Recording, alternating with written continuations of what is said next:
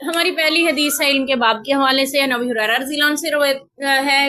ہم ان کا تعارف پہلے پچھلے باب میں بھی پڑھ چکے ہیں. آپ صلی اللہ علیہ وسلم کسی مجلس میں لوگوں سے کوئی بات ارشاد فرما رہے تھے کہ ایک اعرابی نے سوال کیا، اللہ کے رسول قیامت کب آئے گی؟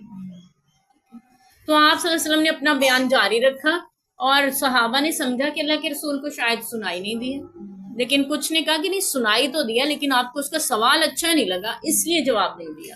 جب آپ صلی اللہ علیہ وسلم اپنی بات مکمل فرما چکے تو آپ نے فرمایا کہاں ہے سوال کرنے والا؟ اس نے کہا اللہ کے رسول میں ہوں، میں نے پوچھا تھا. وہ بھی بیچارہ ڈر رہا ہے کہ پتہ نہیں اب کیا ہوگا. تو آپ صلی اللہ علیہ وسلم نے فرمایا کہ قیامت کا انتظار کرنا جب تم دیکھو گے کہ امانت کو ضائع کیا جا رہا ہے. انہوں نے عرض کیا رسول اللہ امانت کا ضائع کیا تھا نا، کیا مراد؟ فرمایا کہ جب نااہل لوگوں کے سپرد اہلیت والے عہدے کر دیے جائیں گے، نااہل لوگوں کو ان پہ براجمان کر دیتا تو قیامت کا انتظار کرنا، پھر بس قیامت آئی سمجھو.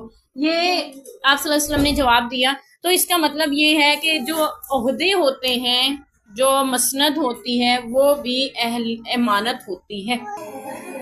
وہ عہدہ جس بھی قسم کا ہو، جیسے کسی مدرسے میں استاد چاہیے، کسی اسکول میں ٹیچر چاہیے، پرنسپل چاہیے، یا جیسے ہمارے ایم پی ایم این اے ہوتے ہیں، ہمارے وزیر اعلیٰ ہوتے ہیں، وزیر اعظم ہوتے ہیں، جتنے بھی عہدے ہیں یہ امانت ہوتے ہیں قوم کی بھی، اور اس لیے ان پہ اہل لوگوں کو ہی لانا ضروری ہے جو اہلیت رکھتے ہیں اس کی. جب نااہل لوگ اس پہ مسلط ہو جائیں تو پھر سمجھیں قیامت آ چکی، اب قیامت آنے میں دیر نہیں ہے.